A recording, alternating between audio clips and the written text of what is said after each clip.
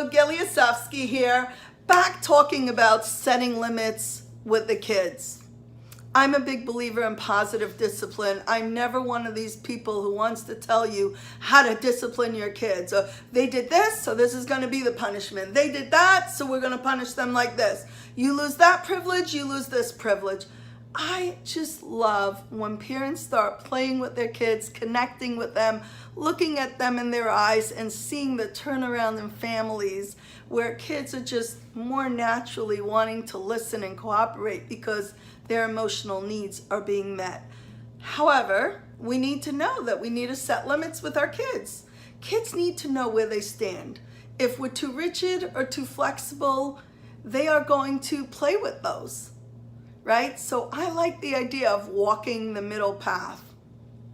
So if Josh needs to come in at 7 o'clock for bedtime, bath time routine, then at 6:30, I believe it would be a good idea for mom to call out the window or go outside and say, Josh, you have about 15 more minutes to play, and then it's going to be time to come in. It's going to be time to do bedtime and bath time. And then 15 minutes later to say, honey, now it's time to come in. Now, naturally, a child may throw a fit, and that's okay. That's what they do. And then we say, I know, this is so hard, Josh. You really want to be out and play, but let's see if we can get enough sleep in today, and I can see that you can get your bedtime routine done quicker, then maybe tomorrow you'll have a little more time to play, right? On the other side of that, that is what I call positive discipline. Not in like the technical term of that, but you're connecting with the child feels seen and heard, and yet they listen. And then there are times that the kid says 10 minutes and 10 minutes, right? And what happens is when we're too flexible, then we swing to the other side and we start getting mad. And we're like, Josh, I told you, next time you should just know I'm never going to give you extra time. And we start losing it and we start acting like nuts. Look, I've been there. I'm going to freely admit it. There have been times when I've lost it and I've started saying, I told you so. I told you that if I give you this, then you have to do that, right? And we're like losing it. We're getting stuck and we're forgetting the process where really the idea is connection with the child. We have to set the rules. They need to listen. There's a certain amount of flexibility. And if we don't set the rules and if we're not consistent, it's not their fault. And the only one we should get upset at is at ourselves, right? On the other side, if we're too flexible, what happens is the child doesn't get a sense of consistency. The child doesn't get a sense of knowing that he can count on something. Routine is very important to a child's development. And that's why I love the idea of walking the middle path.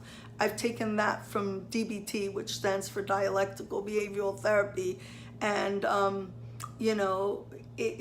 there's always two sides, and in the middle is walking that middle path. And that's sort of just doing the wise thing. So I'd like to encourage you parents to start setting limits in a way in which the kid knows what's expected of them, and then they can follow through, and then they don't have to test the boundaries over and over again. And if they don't listen, there's a negative consequence. If you don't come in when you're supposed to, then the next day you've got to come in earlier because we need more time to get ready. Now, if they do come in every night at the right time, then perhaps they can get a treat. And we give them treats anyway. So, I always like getting those treats at the weekend because the weekend's a time for treats. For my Sabbath, we always buy treats for the weekend. So the kid was great. We give them an extra boost, right? So Josh then knows. He knows that his mother means business. He knows that his mother means well. He knows she's not going to go off into like an explosive state.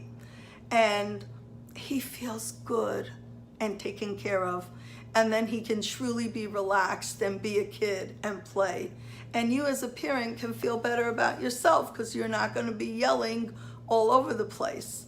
And one of the books that I really love that supports this idea is Setting Limits by Robert McKenzie. And I really like it because he shows you, it's an easy read, and he shows you in graphs, literally. Parent says, come in, Josh, and Josh ignores. Parent yells, Josh ignores. Parent yells even more. Josh starts crying, and it shows you exactly what we're doing. And then we think to ourselves and we go, oh no, this guy's on the money. We really shouldn't be doing that. We should just say what we mean and do what we mean and try to walk that middle path.